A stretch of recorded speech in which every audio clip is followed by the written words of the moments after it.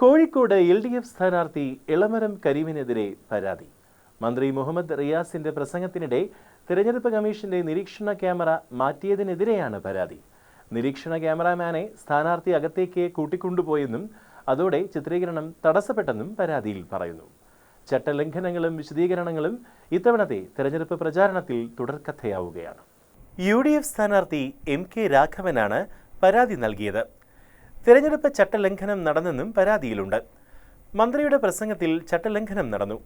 അത് ചിത്രീകരിച്ചതിനാലാണ് സ്ഥാനാർത്ഥി നേരിട്ട് ഇടപെട്ടതെന്ന് MK രാഘവൻ ആരോപിക്കുന്നു. സ്ഥാനാർത്ഥി ക്യാമറാമാനെ മാറ്റുന്ന ദൃശ്യങ്ങൾ പുറത്തു വന്നിട്ടുണ്ട്. കോഴിക്കോട് ഒരു നല്ല രാജ്യാന്തര സ്റ്റേഡിയം യാഥാർത്ഥ്യമാക്കാൻ ഇടത് സർക്കാർ നിശ്ചയിച്ച വിവരം സന്തോഷത്തോടെ നിങ്ങളെ അറിയിക്കുകയാണ് എന്ന് മന്ത്രി പ്രസംഗത്തിൽ പറഞ്ഞ് നിമിഷങ്ങൾക്കകമാണ് ക്യാമറാമാനെ അകത്തേക്ക് കൊണ്ടുപോയത്.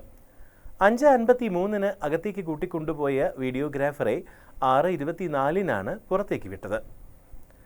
അതേസമയം വിഷയത്തിൽ വിശദീകരണവുമായി മന്ത്രി രംഗത്തെത്തി. പ്രസംഗത്തിനിടെ പരാമർശിച്ചത് പുതിയ പ്രഖ്യാപനമല്ലെന്ന് റിയാസ് പറഞ്ഞു. വികസന നേട്ടങ്ങൾ മാത്രമാണ് പ്രസംഗിച്ചതെന്നും അദ്ദേഹം പ്രതികരിച്ചു.